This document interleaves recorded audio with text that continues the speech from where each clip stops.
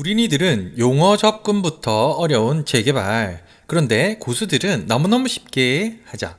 오늘은 거기에 대해서 한번 알아보는 시간 갖도록 하겠습니다.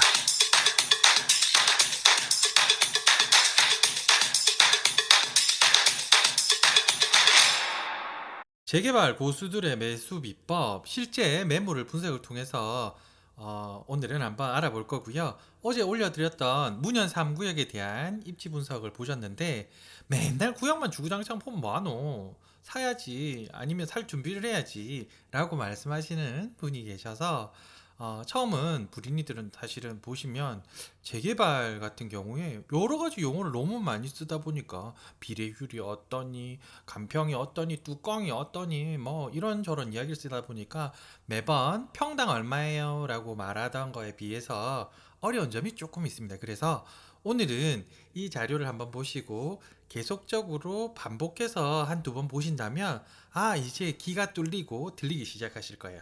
그래서 어제 문현 3구역 입지 분석을 보셨다면 오늘은 실제로 매물이 올라와 있는 문현 3구역을 통해서 한번 알아보자고요. 그래도 문현 3구역 입지 분석 짧고 굵게 넘어가겠습니다.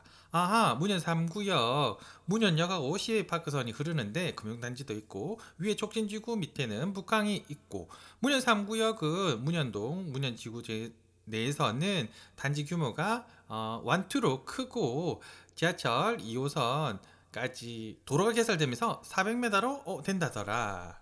그 다음에 단계를 보시면 사업 시행 인가 단계가 되었고 조합원 수는 961명, 조합원 비율 요거 잘 보세요. 나중에 36.7% 사업성이 있다. 제가 뭐 때문에 사업성이 있는지 그거는 메모를 통해서 보여드릴게요. 총 세대수 2618세대, 3억 초중반대 실투자금 4억 중반 이상, 그리고 현재 감정평가 준비 중이고 타입별 세대수 변경과 고급화 준비 중이다. 여기까지가 어제 거의 복습이었습니다. 그래서 이 정도 금액대에 이 정도 가격 뭐 이 정도 입지면 한번 생각을 해봐야겠다. 사업 시행 인가가 났으니까 이제는 사업은 진행되는구나 까지 보시고, 그러면 매물을 보시기 전에 우리가 사업 시행 인가가 지금 난 문현 3구역에서 중요한 거는 일반 분양까지, 요거는 뭐냐면 우리가 매물을 보고 어떤 전략을 짤 때 이 일반 분양이나 하는 것들이 뭐에서 나오냐면 나중에 비례율에서 나와요. 비례율에서.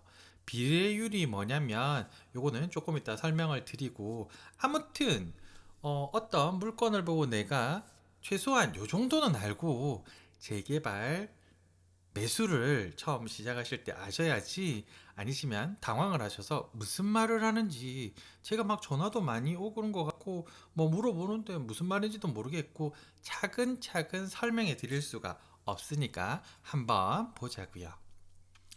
비과세 전략은 사실 이거는 뭐 이제는 거주를 해야 되는 조건이다 보니까 적어놨고요.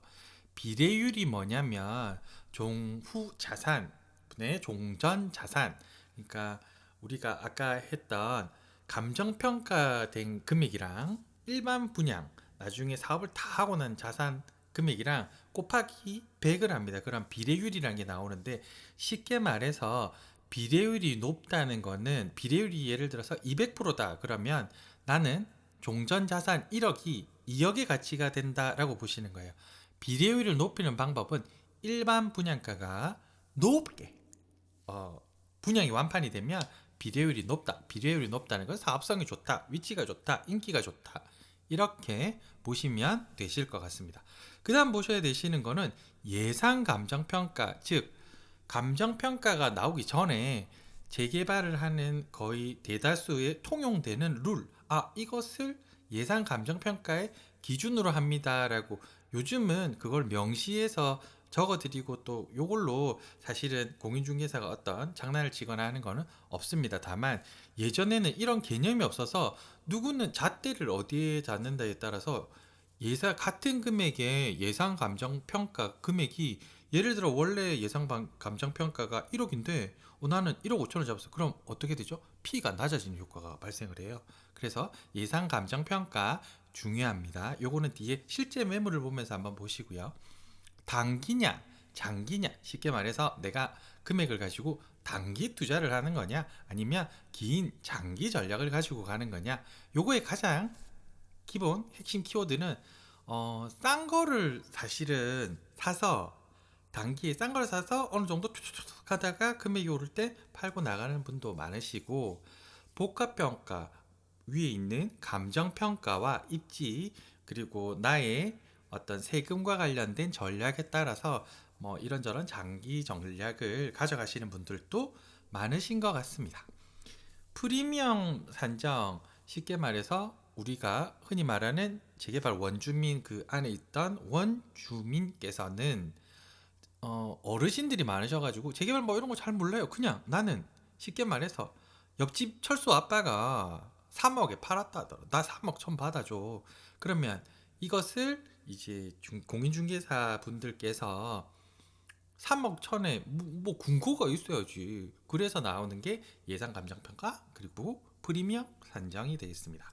자, 문현 3구역 실제 매도 물건 지금 나온 겁니다.를 가지고 한번 보시면 빨간 줄 쳐놨죠. 예상 감정가 1억 9,274만 원, 프리미엄 3억 726만 원 해서 매매가 5억 이렇게 나와 있습니다. 위에 보시면 집원 비공개 나와 있는데, 아까 말씀드렸듯이 옆집 철수 아빠가 뒷집 순이 엄마가 해서 사실은 비공개 물건이 많아요. 그랬고 요 프리미엄은 3억 726만 원인데 매매가 5억을 받아달라 했으니까 이걸 역산을 사실은 한 겁니다. 그럼 예상 감정가는 어떻게 나오는 거야? 프리미엄이랑 예상 감정가는 감정평가 전이지만 평당 얼마에 평당 얼마 받아요가 아니라 요 위에 있는 대지 지분, 대지 면적, 그다음에 연면적. 연면적은 뭐냐면 건축물이에요. 건축물 평당 가격. 그래서 나와라 공시시가. 공시시가 꼭 확인하시고, 그리고 대지 미터당 대지 면적 곱하기 공시시가 곱하기 130%, 연면적 건축물 평당 곱하기 130만 원. 다만 공동주택은 150%를 해요. 그리고 무허가는 또 따로 있는데 이거는 이제 뭐 구역 입지 분석이 되는 대로 매물이 나오면 제가 이렇게 올려서 어떤 이 매물에 대한 분석을 해드릴 때 그때 해드리도록 하겠습니다. 그래서 130% 130만 원, 그러니까 총 매매가가 5억이 되더라. 그래서 요 금액을 오케이 알겠어요. 그러면 실제 다른 물건을 바로 옆에 또 하나 내놨습니다. 옆에 거는 일단 매매가가 4억 8천만 원이에요. 5억보다 2천만 원 싸네? 땡. 보시면 예상 감정가 예상 프리미엄을 보시면 프리미엄이 2천만 원이 싼 대신에 프리미엄은 죄송합니다. 매매 희망 가격이 2천만 원이 싼 대신에 예상 프리미엄이 2천만 원이 더 올주 2천만 원, 1,300만 원 정도가 더 비싸네요. 그러면 다시 기준이 뭔가 나와라. 공시지가 대지 면적 곱하기 공시지가 곱하기 130%, 연면적 평당 곱하기 130만 원을 두 개를 더하면 예상 감정가가 텅 나옵니다. 물론 이 나오는 어떤 기준에 따라 금액대를 해보면 얼마쯤 안 맞는 것도 있어요. 근데 예를 들어서 금액이 작은 거는 안에 보시면 그 등기부 등본을 떼고 건축물 대장을 떼보시면 그 금액대가 조금씩 틀린 경우도 있고요. 공시지가 조금씩 다르게 나와 있는 경우를 다 합산해서 하는 거니까 1,000만 원 미만은 사실은 상관이 없는데, 그거보다 더 많이 차이가 난다면 그러면 아까 말씀드렸죠. 예상 감정가가 더 거품이 껴 있고, 그러면 프리미엄이 원래는 높은데 낮게 보이는 착시 현상을 발생하기 때문에 꼭 예상 감정가 알아가시는 시간 가졌으면 합니다.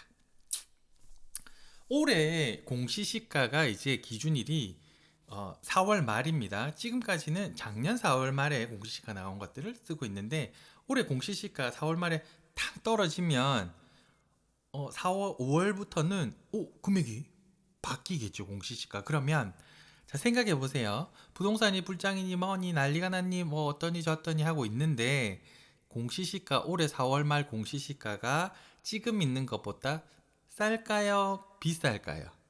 그리고 종부세 기준일은 6월 1일입니다. 6월 1일 종부세 등기가 되어 있는 그 등기 소유인에게 종합부동산세가 겨울에 발생을 하게 되는 거죠. 그러면 지금 집을 작년에 사서 여러 개 갖고 계신 분은 종부세 기준일 전에 팔아야 할까요? 아니면 이거를 그대로 놔둘까요?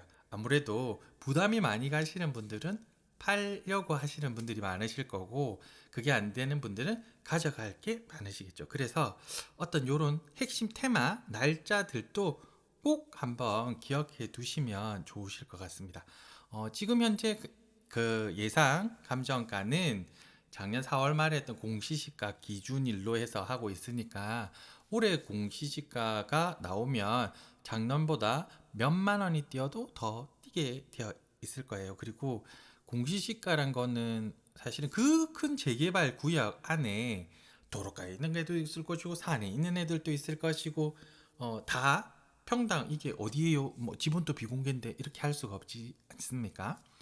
공시지가를 한번 보시면 금액대가 좀 높구나, 위치 입지가 괜찮은 데구나, 서너 군데를 매물을 보셨을 때 여기는 좀 낮구나, 그러면 여기는 입지 위치가 좀 저 위쪽으로 올라가는구나. 물론 전부 다 입주권이 나오기 때문에 아까 말씀드렸던 장기 전략에서 비례율과 더불어서 감정평가를 어떻게 갖고 갈 것인가에 대한 부분을 요걸로 결정을 하시니까요. 그렇게 한번 보시면 되시고, 올해 6월 1일 이후로 세금이 이제 중과가 됩니다. 그러면 6월 1일 전에 팔아야 되실 분들은 파시겠죠. 꼭 팔아야 되시는 분, 어떠한 경우가 생기더라도 팔겠다라고 마음을 탁 먹은 사람들은 파는데, 그게 아니라 그러면 올해 6월 1일은 벌써 작년에 계획이 나와서 다 알고 있으면 나는 홀딩이다, 이렇게 가면 이제 매물대가 오히려 더 없어지는, 일정 부분 금매가 막 나오다가 이제는 다 홀딩이래, 다 그냥 지고 간대, 뭐 나중에 토해도 가겠다, 뭐 이런 여러 가지 부동산 스터디에 보시면 여러 가지 말들이 많으니까 그러한 부분들도 한번 지금은 생각해 보자고요. 그리고 매물대가 나오는 것들마다 제가 이렇게 올려가지고 여러 가지 오늘 했던 것들이 날짜 쌓이고, 내일 했던 게 날짜가 쌓이고, 입지 분석과 더불어 입지 분석 한번 하고, 또 매물이 있으면 매물에 대한 이러한 분석들을 같이 올려드리도록 하겠습니다. 그래서 매물을 사실은 지금 당장 재개발에 투자에 관심이 없으신 분들도 매물에 대한 이런 흐름이나 느낌, 말의 뉘앙스, 어감 이런 것들은 자꾸 들어두셔야 어떤 찬스가 딱 왔을 때 이걸 또 확인해 본다고 하는 시간들을 허비하지 않으세요. 오늘은 조금 뭐가 입지 분석 말고 또 하나 도움이 될 게, 우리 구독자님들한테 뭔가 도움이 될 게 뭘 쓸까 머리를 쥐어짜다가 한번 이런 댓글 비슷한 글을 본 것 같아서 한번 설명하는 시간 가져보도록 했고, 매물대가 이런 데이터들도 누적되면 누적될수록 나중에 시대가 어떻게 환경이 변화 또는 경기가 변화에 따라 금액대가 어떻게 되는지도 자연스레 알아볼 수 있는 시간이 되지 않을까 싶습니다.